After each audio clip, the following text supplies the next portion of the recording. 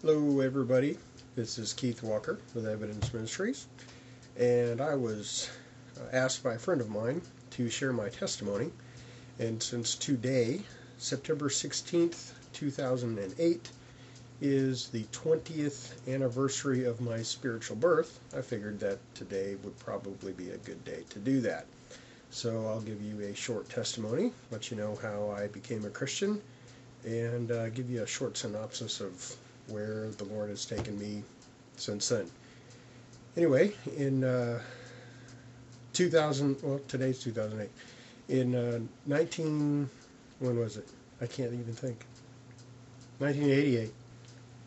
I was living in Rochester, New York, and I'd moved up there probably about 8 months, 9 months beforehand in January of 2008. And I was working at a Domino's Pizza. I was 20 years old, and there was a girl who started working there at Domino's, and I was interested in dating her, but she wasn't interested in me at all because of my beliefs, or rather non-beliefs about God.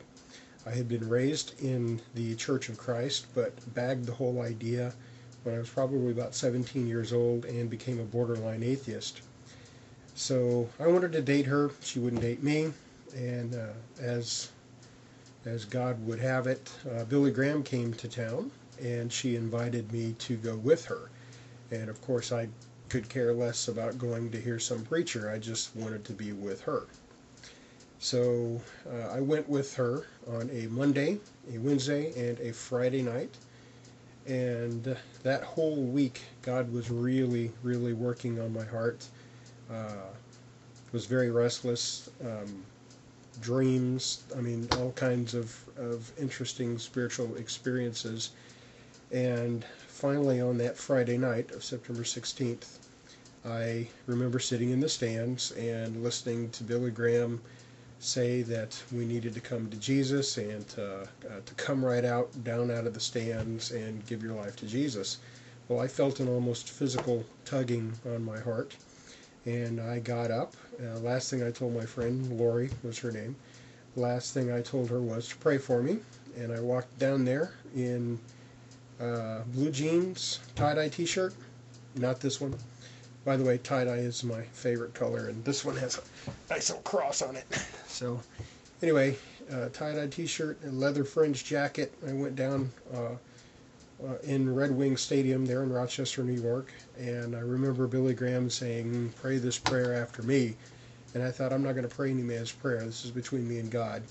So I remember looking up in the heavens and telling God that I'd made a mess of my life and didn't know what I wanted to do with it, but I was going to give it to Him, and He could do whatever He wanted with it. So that was when I was born again, September 16th, 1988. And immediately thereafter started to grow. Started going to a Plymouth Brethren church called Congress Avenue Bible Chapel, which no longer exists there. They've moved from that location and changed their name. But was immediately discipled by good Christians and started growing like a weed. I was really interested in spiritual things, started doing a lot of heavy Bible reading, got into Bible study, and I was just really fortunate to have godly people in my life who helped me grow. I even started working for believers who went to a sister church of Congress Avenue and started working with there. So I started surrounding myself with believers and learning and growing.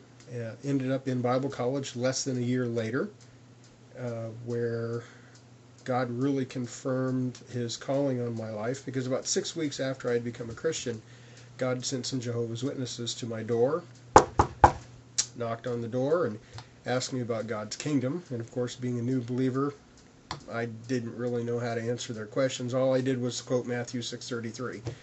And I was proud that I had that memorized, and of course that didn't impress the Jehovah's Witness ladies at all. Instead, she just looked at me and said, "So you're a Christian and you read the Bible and you don't know anything about God's kingdom?" And I didn't really have an answer for her, but I made a deal with her. I said, "I'll tell you what, if you come back next week, I'll have an answer for you." So I went to my church and started asking about Jehovah's Witnesses, and there was only two things they could tell me about them. Number one, they're wrong. Two, stay away from them. So I thought, well, that's not really a satisfactory answer here. These people are coming to my door with Bibles in their hands. I looked at it as God bringing them to my door, and it didn't make any sense that I wasn't going to say anything about that. So God kept placing Jehovah's Witnesses in my path, even all through Bible college. He kept placing JWs in my path. I left Bible college after 3 years. I was sick and tired of being around Christians, to be honest with you. There was a lot of legalism there, and I was really tired of people not being serious about their faith, and especially evangelism. And there was a lot of that there at this Bible college that I went to. There were a lot of people who were not serious about their faith. So me being, on fire, black and white, bold Christian, I really wanted to see people living their faith. And not to say that they all weren't. There were a lot of people that were, but of course I would see the people who weren't. And that was disconcerting to me. So anyway, in 1992, my wife and I, we weren't married then, but she was in Bible college as well. We came down here to San Antonio, and I started working for Sony Microelectronics, and there met a guy named John who was a returned Mormon missionary. He was a convert, and he was just as on fire about Mormonism as I am about Christianity. And we got to talking, and I didn't know anything about Mormonism at all. I started trying to witness to him like he was a Jehovah's Witness. I'd ask him, do you believe Jesus is Jehovah? And he'd say yes. That fits right into Mormon theology, but a Jehovah's Witness would never say that. So through a couple of weeks of talking with him, I realized that, or had come to the realization that I was really confused and didn't understand Mormonism. But then I actually came to a point in my life where, because of his answers, and this is me fresh out of Bible college, because of his answers, I really thought Mormonism was just another Christian denomination.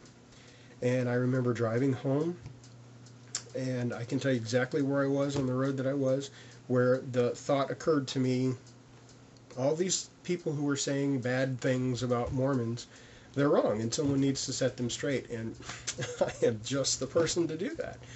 So I remember walking into my apartment and telling my wife my new idea about Mormonism, that there was nothing wrong with it, and she grabbed a little book off our shelf, and it was a book about Mormonism, and it had a lot of photocopies of Mormon works, and she handed me this book and said, Keith, you need to read this.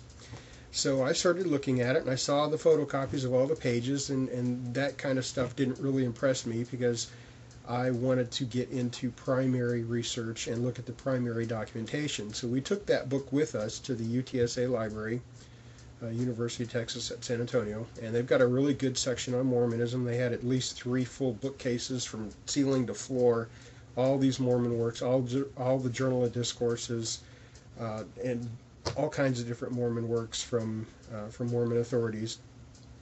And I started doing research, starting with this little book that we had, making sure that everything there was not taken out of context. We read the whole page, the whole chapter, sometimes the whole book, to make sure that this is what these Mormon authors were indeed saying. And after doing that research, I realized that I was wrong about Mormonism. It certainly is not Christianity. It doesn't have anything to do with Christianity. The only problem is they use the same words that we do, so it fools a lot of people into thinking that Mormonism is compatible with Christianity, when it's not.